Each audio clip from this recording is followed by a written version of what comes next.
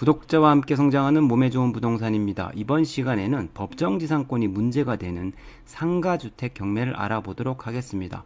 법정지상권을 풀어가는 루틴을 정확히 설명할 수 있어서 이 물건을 선택하였습니다. 한번 살펴보겠습니다.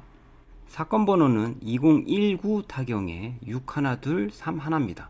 그러면 경매 사건이 2019년도에 접수가 되었는데 현재 진행되고 있는 것입니다. 현재 토지는 매각이 제외됐고 건물만 경매로 진행이 되고 있습니다. 건물만 진행되고 있기 때문에 감정가 대비 유찰이 많이 된 상태여서 지금 34%까지 유찰이 된 상태입니다. 건물의 현황을 보면 4층 다가구 건물입니다. 그리고 임차인이 수인이 있습니다. 상당히 많은 임차인이 있고 대항력이 있는 것으로 표시된 임차인들도 상당히 많이 있습니다. 그런데 특이한 사항은 여기에 보면 공동 현관문이 잠겨져 있고 왕래하는 사람이 없다, 이런 내용들이 나옵니다. 요게 어떤 의미인지는 나중에 한번 말씀을 드리겠습니다. 그리고 등기부 내용을 보면 건물만 지금 경매로 진행되고 있으니까 일단 먼저 건물 등기부만 살펴보자면 강제 경매로 신청이 되고 있고 지금 위에 보면 건물 철거하겠다라는 가처분이 두 군데나 있습니다. 두 군데나 있고 이 가처분 사이에 지금 소유권 이전도 한번 있었습니다. 소유권 이전을 받은 것도 경매로 한번 받은 겁니다. 그러니까 좀 어떻게 이렇게 진행이 됐는지 한번 경과 과정을 검토할 필요가 있습니다. 토지 등기부를 보면 여기에 아까 전에 경매를 신청했던 강남구 외 29명이 여기 2013년도에 소유권을 이전한 내용이 나옵니다. 소유권을 취득한 경위는 경매로 2012년도 경매 사건 번호를 경매 사건에 입찰하여 낙찰을 받은 것입니다. 총 30명이 공동 투자를 한 것이고 이 30명이 건물에 대해서 경매를 진행시킨 것입니다. 그러면 결국에는 이 강남구 외 29명이 토지만 먼저 낙찰을 받고 나중에 건물에 대해서 경매를 신청했다라는 것입니다. 어떻게 그렇게 진행이 됐는지도 한번 살펴보겠습니다.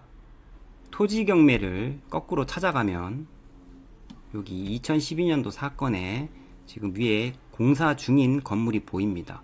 이때 당시는 건물은 매각 제외고 토지만 경매로 진행이 되었습니다. 감정가 대비 64%에 아까 30명이 낙찰을 받았고 여기 보면 이때 당시에는 유치권 주장도 있었습니다.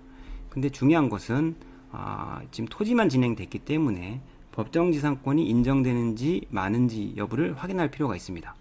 여기 보면 저당권 설정 당시의 동일 소유자인지 여부만 판단하면 됩니다. 그래서 저당권 설정 당시가 2011년도입니다. 2011년도 당시의 소유자는 여기 보면 이창재 씨로 나오고 있습니다. 그러면 2011년도 당시에 건물의 소유자가 이창재인지 여부를 확인하면 됩니다. 그런데 여기 보면 그렇지 않습니다. 그래서 이 경우에는 법정지상권이 성립이 되지가 않습니다. 그리고 이미 이 토지에 대해서 대출을 해준 농협은 여기 지상에 지상권도 설정해 놓았습니다. 그러니까 지금 이 사안에서는 법정지상권이 성립되지가 않고 그래서 낙찰자들이 지금 30명이 공투로 받았습니다.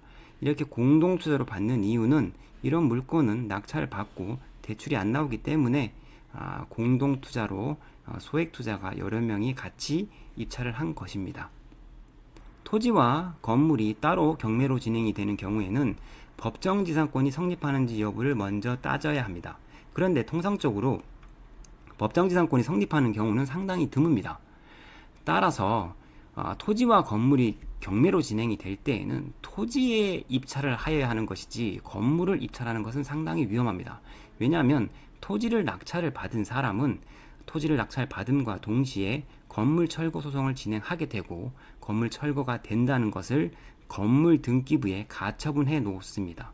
그리고 토지를 건물이 무단으로 사용하는 것에 대해서 부당이득 반환 청구 소송을 합니다. 나에게 지료를 얼마 내놓으라는 소송을 진행을 하게 되고 그 판결문에 기해서 건물만 따로 경매를 신청하게 되는 것입니다. 그러면 건물이 곧 철거될 거라는 것이 예고되어 있는 그 가처분을 보고서 입찰자가 나타나기 힘듭니다.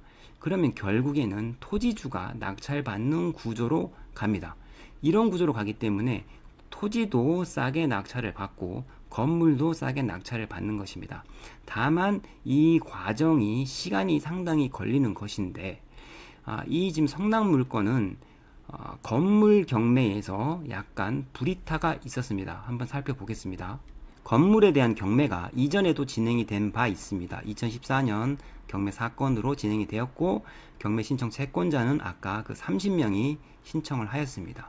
그런데 낙찰자가 이 30명이 아니고 다른 제3자가 낙찰을 받았습니다.